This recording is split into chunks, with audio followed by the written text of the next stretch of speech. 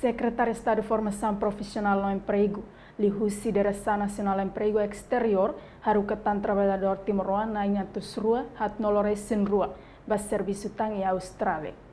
Total trabalhador timoroan nebe atuba serviço Austrália, hamotu katus rua resin, composto usi feto hitunolu resing rua, no mane atus ida hitunolu.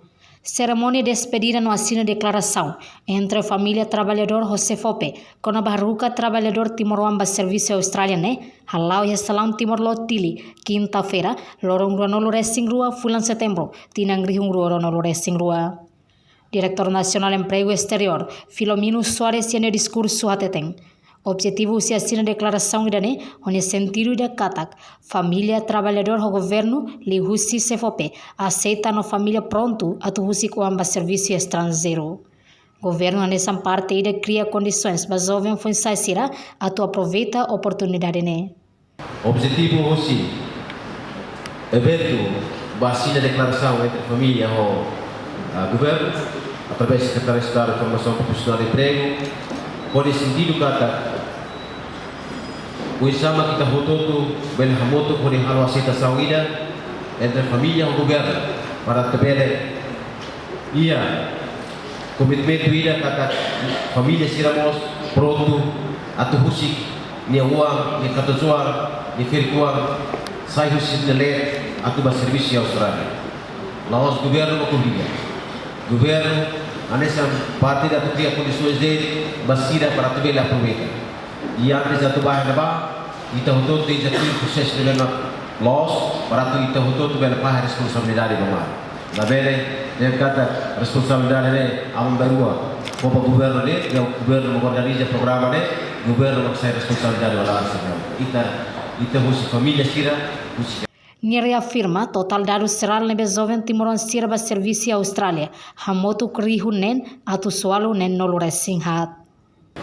Total dados geral nebe maka gorda itania jovem timoran sirba maka aproveita a oportunidade de tamu Austrália, hamotu 6.864 pessoas maka tamu na Austrália. E a rua nia 2002 até agora.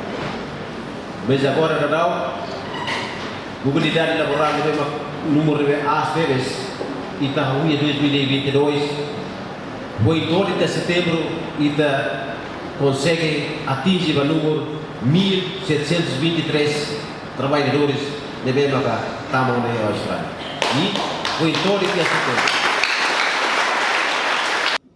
E a Fatin Hanessan Maria Bras ainda representa programa Pacific Level Facility e Timor-Leste. Programa ne sai oportunidade para Timoroan serviço Austrália, hori muda condição moris. Além de renhusu atau serviço dia no ativo halo comunicação, o empregador no adido trabalhador embaixada Timor-Leste e Austrália vai hira sobre o problema.